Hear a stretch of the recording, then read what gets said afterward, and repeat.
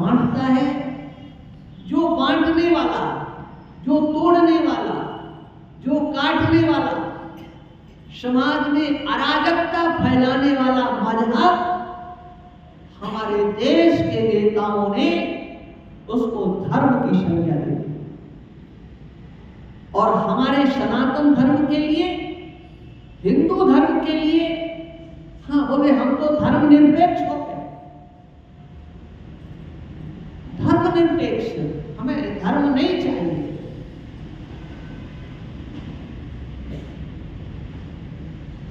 ये समझना है, आपको समझना है।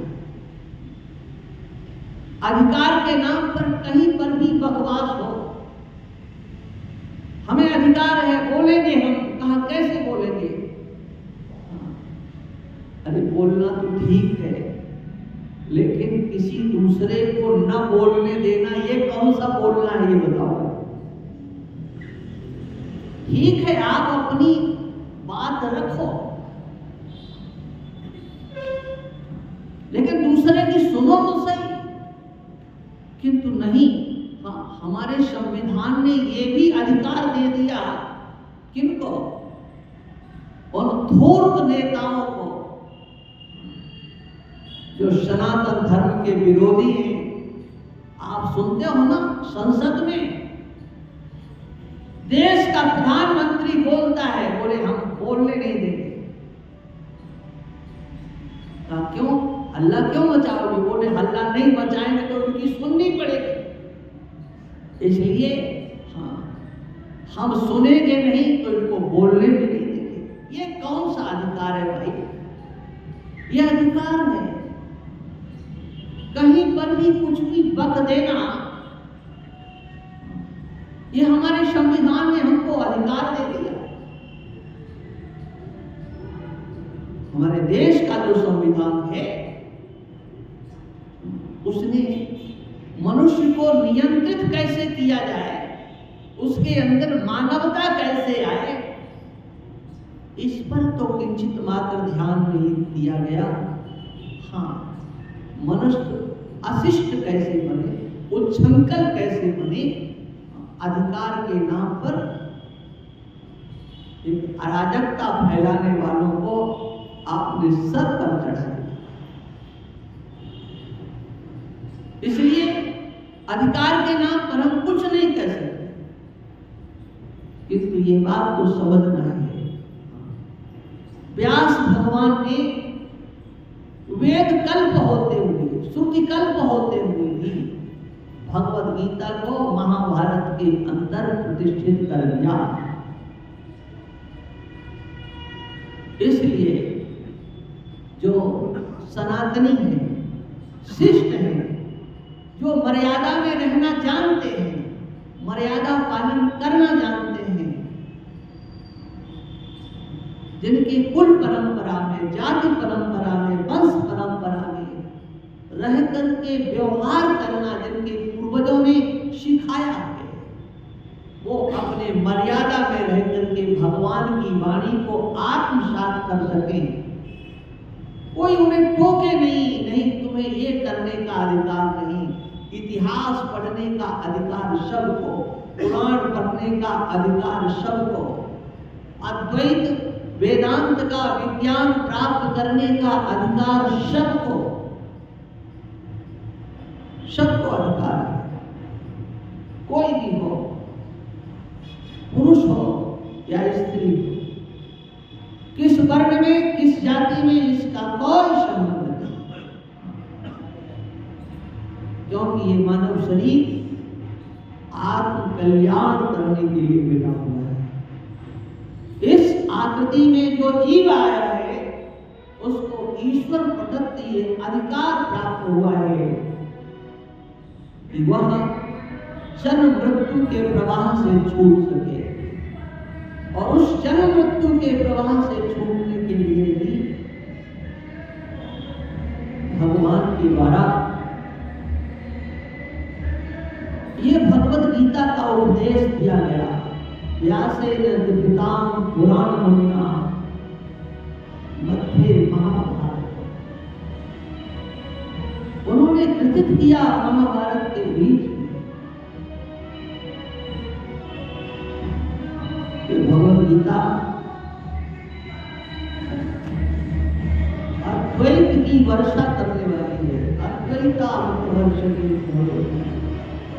अष्टादशा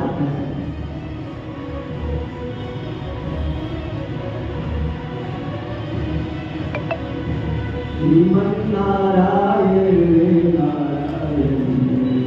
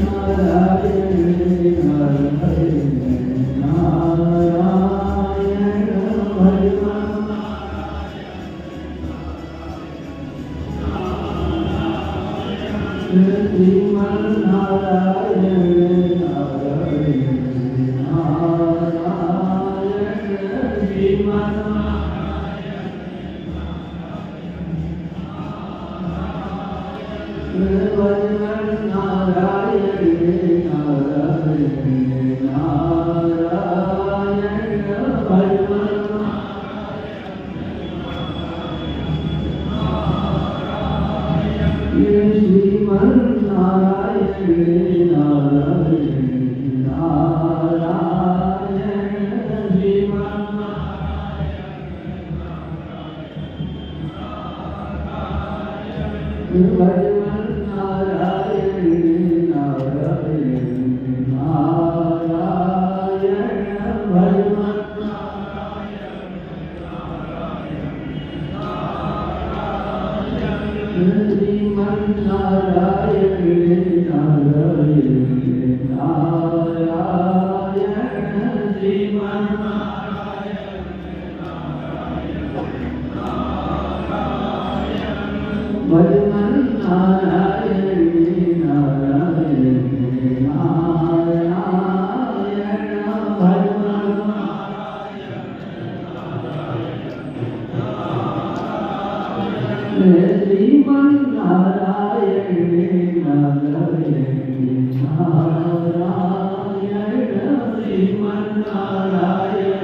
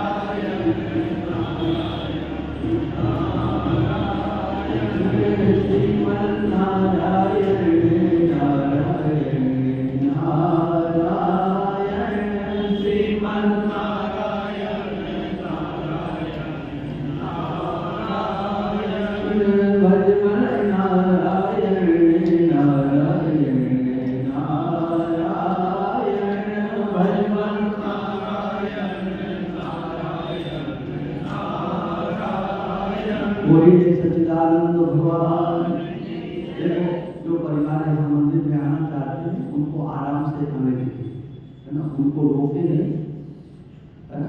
जो ढोल इत्यादि बजाते हैं उसको भी बंद करो, उनको बजाने दो, है ना, वो अपना काम कर लेंगे, हम तो सब भगवान का नाम ले लेंगे। उनको उनके उसमें विक्षेप मत करो, हमें कोई विक्षेप नहीं हो रहा है। जिनको आना है इस मंदिर का ये जाल खोलना है तो खोल दिया जाए, उनको आने दिया जाए।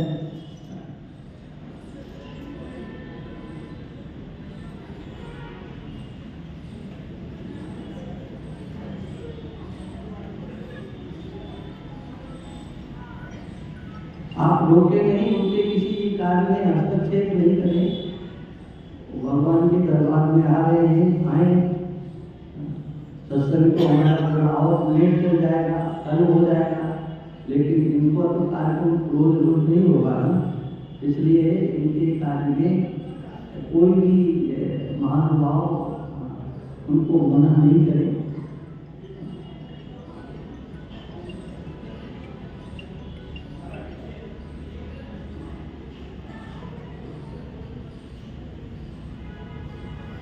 आप आराम से लीजिए, आराम से जो भी कार्य करने के लिए आए हैं, आपका स्वागत है। राम धाम में भगवान के दरबार में आपका सबका स्वागत है। आप लोग आराम से अपने कृत्य को कीजिए। हम तो कहते हैं वो ढोल वालों को क्यों बंद कर दिया, उनको बजाने देते, हमको कीर्तन कर देते अपना, और क्या। अरे अपना तो रोज का काम है, इनका तो आज का है, कल तो होने वाला नहीं है, लेकिन इनके कार्य में क्यों हम हस्तक्षेप करें, निषेध करें। श्रीमन नारायण नारायण नारायण, श्रीमन नारायण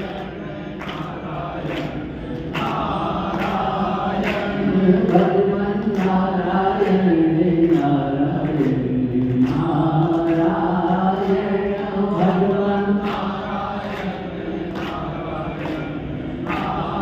श्रीमन नारायण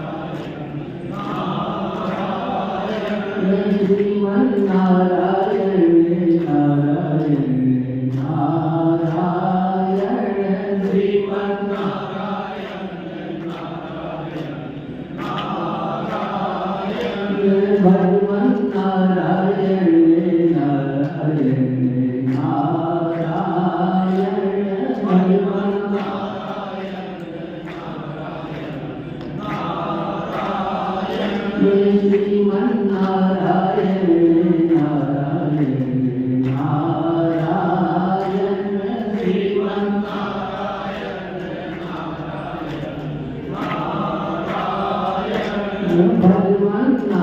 नारायण नारायण, श्रीमन नारायण नारायण नारायण, श्रीमन नारायण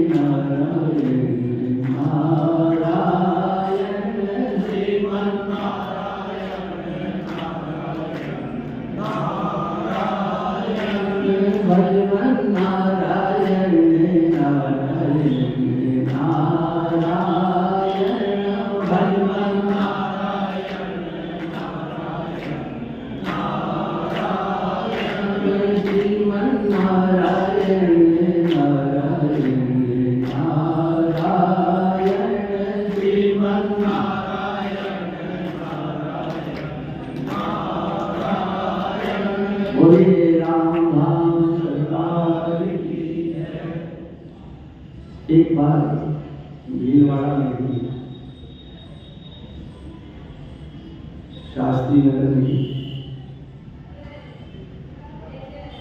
माइथी भवन में कथा का कार्यक्रम रखा गया है। एक परिवार में कथा रखाई थी। दोनों समय कथा होती थी, प्रातःकाल सायंकाल।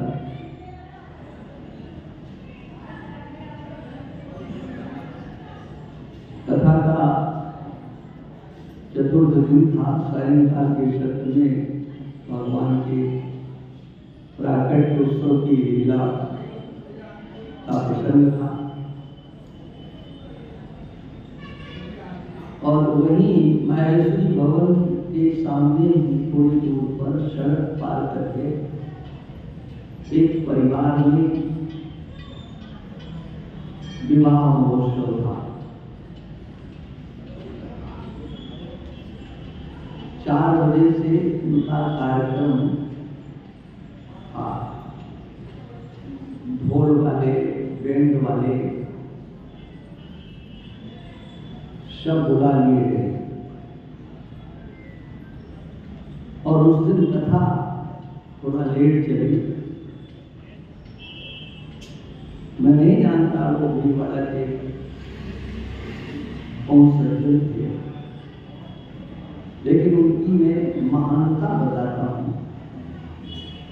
हमने पूछा भी नहीं, लेकिन उनकी महानता से मुझे बहुत शौक था।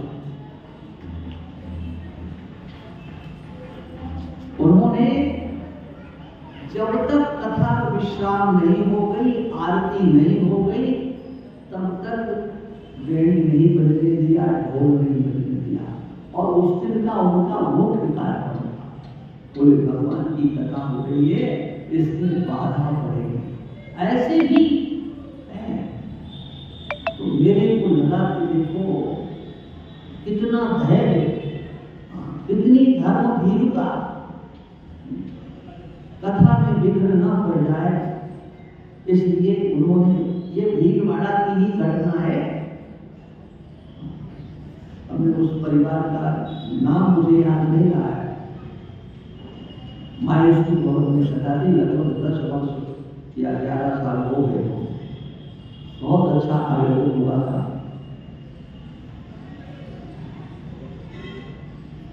तो हमको विचार आया कि अरे मुझे अगर पता लग जाता और पहले बता दिया जाता, एक कथा तो हमारी अपनी है, हम इसको और पहले बंद कर देते, अगले दिन कर देते।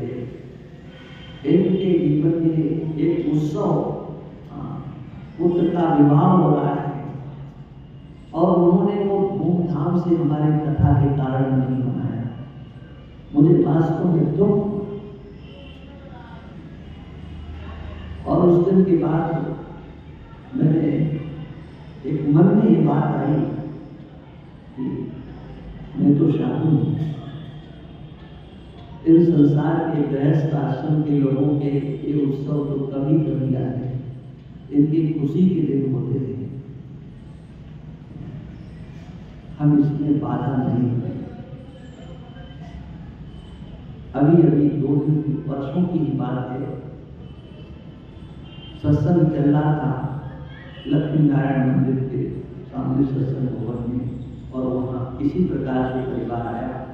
मैंने वहाँ के सब लोगों को रोक दिया। मैंने कहा सामने का शटर डाल दो, चुपचाप बैठे रहो, कोई यहाँ से उठ करके उनको इशारा करने के लिए नहीं आएगा कि आप जल्दी करो।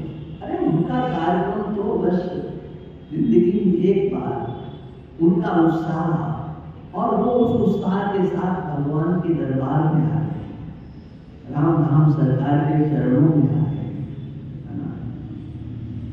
कोई फर्क नहीं पड़ता, एक दिन न सत्संग हो क्या, हम एक बार उनके उस आनंद में विक्षेप के हेतु न बने, उनके मन में ऐसा नहीं आए कि अरे देखो ये महात्मा लोगों ने हमारा बैंड रोक दिया, ढोल रोक दिया, हमें नाचने नहीं दिया, गाने नहीं दिया। नहीं, ये हमको यहाँ की कथा से ही शिक्षा मिली कि जब एक गृहस्थ इतना धैर्य रख सकता है कि उसने 3 घंटे तक बैंड नहीं बजने दिया, तो एक महात्मा को भी तो इनकी तरफ ध्यान देना चाहिए। इनके मांगलिक कृत्यों में हम बाधा के रूप में न दिखाई पड़े। इसलिए भाई मेरी तो ये मान्यता है कि हम इन संसार के लोगों के कृत्यों में भले ही भाग न लें, लेकिन वो जहाँ बैठे हैं, जो आनंद की अनुभूति कर रहे हैं, उसमें हम सहभागी कैसे बने। हम जो चर्चा कर रहे थे, क्या चर्चा कर रहे थे भाई, मैं तो भूल गया, आपको याद हो तो बताओ। अद्वैत ज्ञान में सभी का अधिकार है।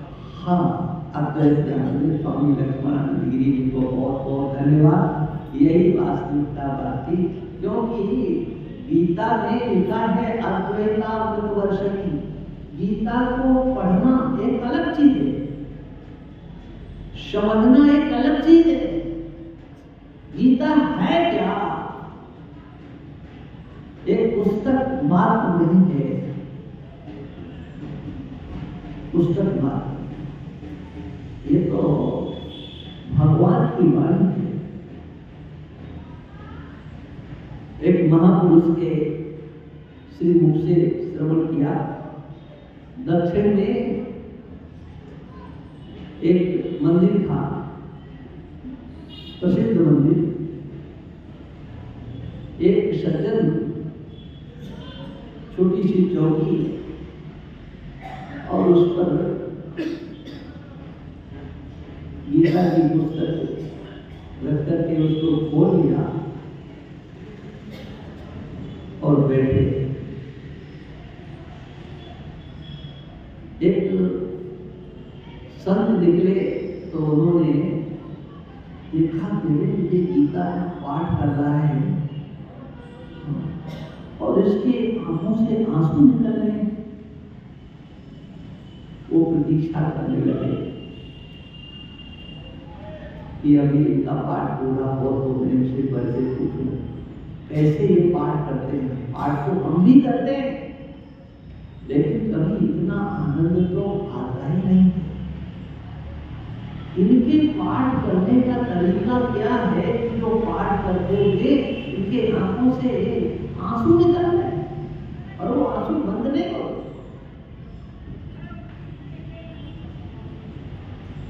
कुछ समय तक उन्होंने प्रतीक्षा की। जब वो चलने लगे तो संत ने कहा, आप कैसे पाठ करते हैं, क्या विधि है आपकी पाठ करने? तो उन्होंने कहा कि मुझे पढ़ना नहीं आता, पढ़ना नहीं आता। तो बोले आप तो गीता जी को खोल करके सामने चौकी पर बड़े आदर से रखे हुए थे। बोले हाँ, ये भगवान की वाणी है और हमारे अंदर एक ही भाव रहता है कि भगवान कितने करुणा करुणालय हैं। भगवान अपनी भगवत्ता को अलग रख करके अपने मित्र को कैसे समझाते हैं। हम तो केवल इतना सोचते हैं, मेरे भगवान ने अपने मित्र को सत्मार्ग पर लाने के लिए कैसी करुणा की है। अपनी ईश्वरता को छोड़ करके रथ आंकने लगे और रथ की घोड़ों की बागडोर को हाथ में लेकर के अपने मित्र को समझाने लगे। हम तो इतना जानते हैं, हमें पढ़ना नहीं आता। हम पढ़ने वाले क्या कभी वास्तव में इस गंभीरता से चिंतन करते हैं कि आखिर में ग्रंथ क्या है? ये भगवान की वाणी है। भगवान ने अर्जुन को उपदेश दिया था।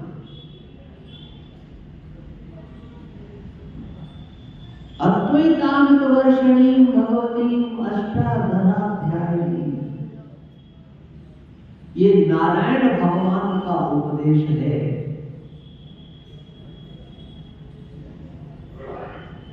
और ये केवल जो उपदेश यहां दिया गया, ये पहली बार नहीं दिया गया। ध्यान रखना,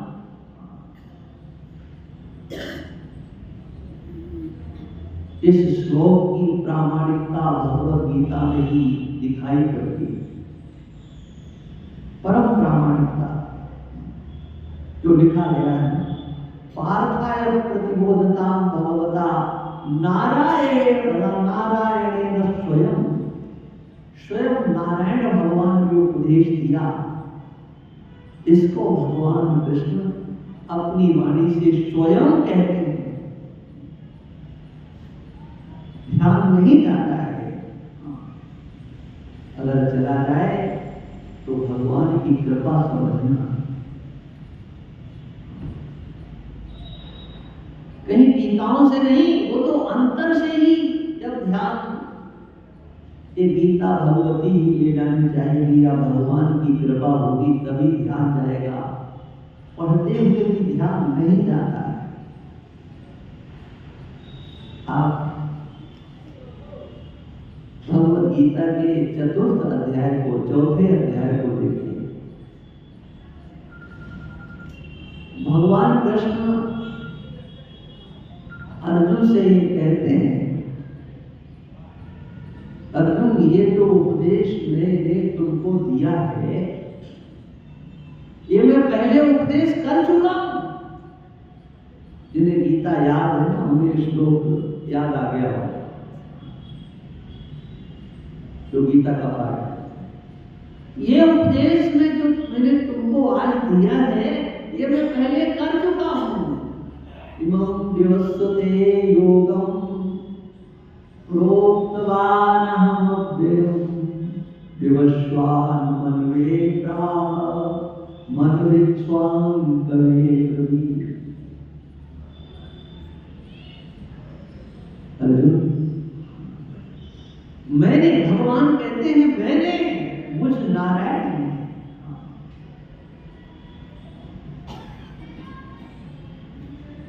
सबसे पहले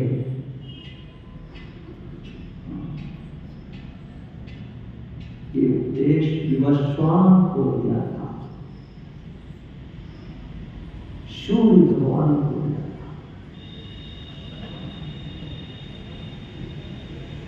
और उन्होंने इस उपदेश को सत्यव्रत शाहदेव मन को दिया। विवस्वान मनवे प्राह, और मनु ने मनवित्स्वान् कवे ब्रवीत्। सत्यव्रत शाहदेव जो मनु थे, जिनकी कथा अष्टम स्कंध में और नवम स्कंध, अष्टम स्कंध के अंतिम अध्याय में और नवम स्कंध के प्रारंभ में जिनकी कथा आती है, जिनके ऊपर भगवान ने कृपा करके मत्स्य स्वरूप का अवतार धारण किया था। मत्स्य रूप से भगवान जिनके सामने आए थे।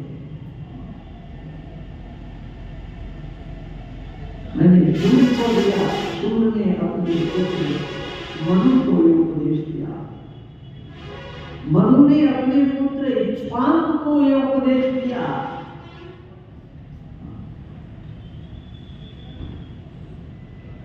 अर्जुन, आज ये भगवान कहते हैं, ये कोई नया उपदेश नहीं है अर्जुन। सएवायं मया तेद्य योगा प्रोक्ता पुरातनम, ये पुरातन योग है।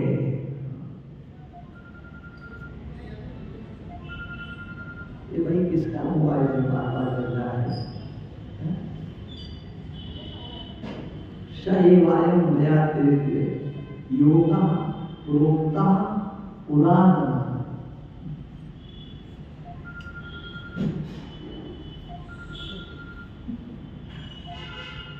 कौन है इसकी मानी?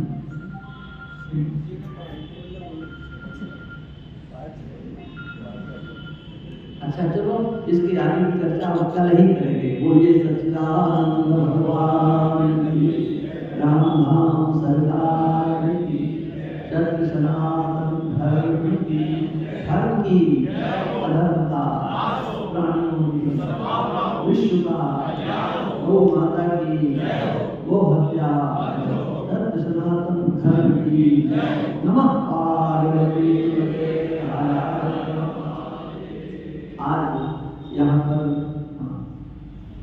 भीलवाड़ा में रैली निकली है। रैली क्या निकली? हमें पता होता तो हम भी पहुंचते उसको। अरे यहाँ तो रैला निकलना चाहिए भाई। हिंदू जागरण का समय आ गया है। हिंदुओं को जागृत होना है। प्रत्येक हिंदू उसे दूसरे का दर्द प्रतीत होना चाहिए। आपके पड़ोस में है, आपके मोहल्ले में है, आपके जिले में, आपके प्रांत में, इस देश में अथवा विदेश में कहीं पर भी हिंदू उसके ऊपर कहीं अन्याय होता है तो ये आप हर एक हिंदू के हृदय में लगना चाहिए। हिंदुओं पर अन्याय नहीं हो, कहीं पर भी नहीं हो, देश में भी नहीं हो, विदेश में भी नहीं हो, कहीं पर भी नहीं हो। ये आवाज आप उठाएंगे, कोई दूसरा नहीं उठाएगा। किंचित मात्र कोई दूसरा नहीं उठाएगा। क्यों? उन्होंने तो जो कुछ किया वो केवल सत्ता प्राप्त करने के लिए, देश के का विभाजन कर दिया सत्ता के लिए, टुकड़े कर दिए सत्ता के लिए। और आज भी देश का टुकड़ा होता है तो हो जाए, हमें तो सत्ता चाहिए। एक बहुत पढ़ा लिखा नेता है अपने देश का, उसका नाम तो हम नहीं लेंगे। वो जो है एक दिन कह रहा था, मैंने सुना है, अपने कानों से देखा, कह रहा कि सत्याग्रह का मतलब क्या होता है। नाम नहीं लूंगा, आप समझ जाओगे। बोले सत्याग्रह का मतलब होता है सत्ता की ओर बढ़ते चलो, सत्ता को प्राप्त करने के लिए संघर्ष करो। ये यहाँ के बहुत बड़े नेता का वो जानता ही नहीं कि सत्याग्रह मतलब उसको तो ये है कि सत्ता सत्ता सत्ता, और उस सत्ता के लिए वो कुछ भी कर सकते हैं। अभी आपने देखा संभल में घटना हुई, आज होड़ लगी हुई है देश में मुसलमानों को अपने पक्ष में कौन कर ले, ये दिखाने के लिए क्या कि देखो हमसे ज्यादा तुम्हारा कोई शुभ चिंतक नहीं। आज देश में पूर्व में, पश्चिम में, उत्तर में, दक्षिण में ऐसे दल हो गए हैं, ऐसी पार्टियां, ऐसे नेता जो मुसलमानों को बताना चाहते हैं तुम्हारे सिवा हमारा कोई रक्षक नहीं। ये होड़ लगेंगे। ममता बनर्जी कहना चाहती है मुसलमानों हम तुम्हारी रक्षा करेंगे, और आज विपक्ष का नेता बनाया, लेकिन उसका नाम लेने में हमको अच्छा नहीं लगता है।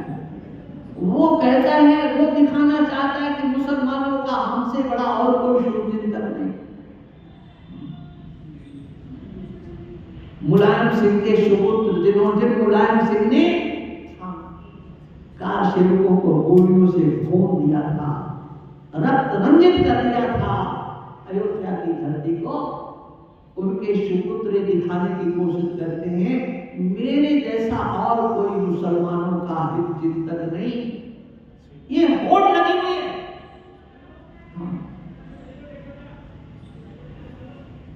ये होड़ लगी है। अभी थोड़े दिन पहले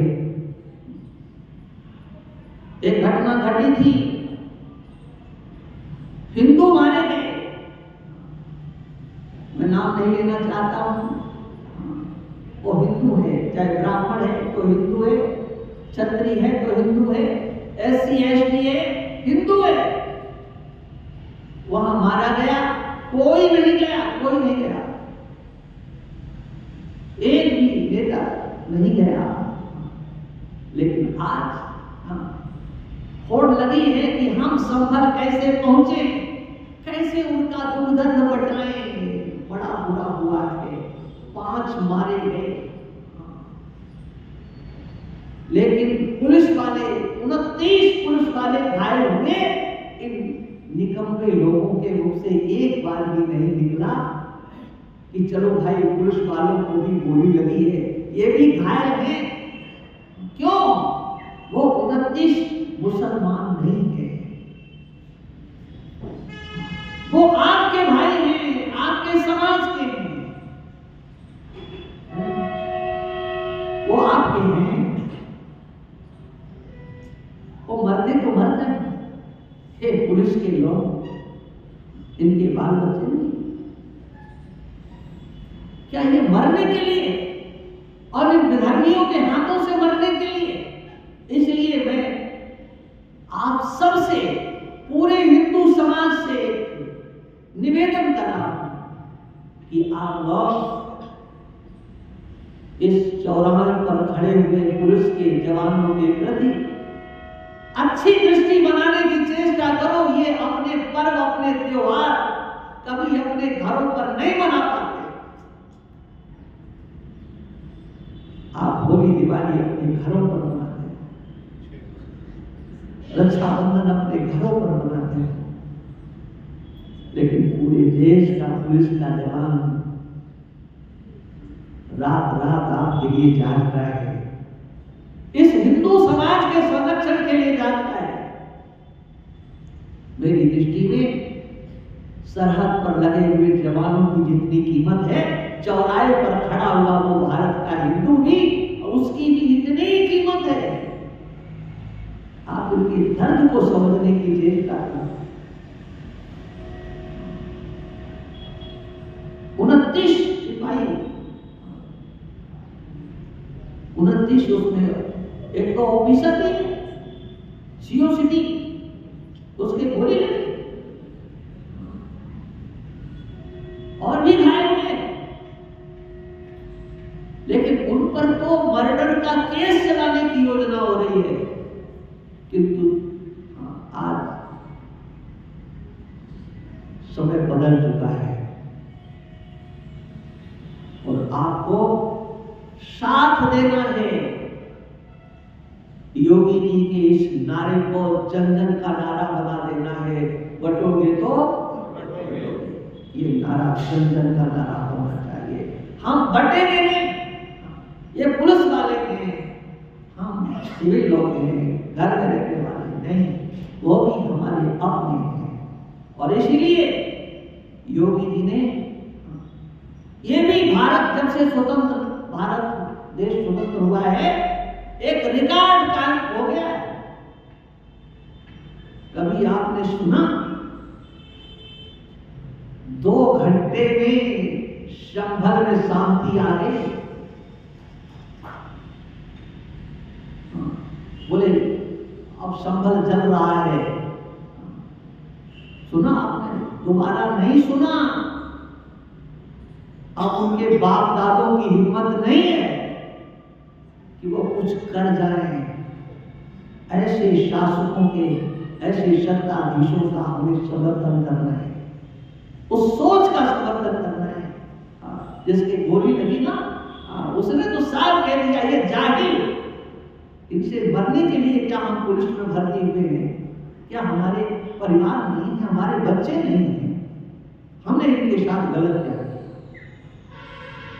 इसलिए आवश्यकता है समाज को आज जागृत होने की।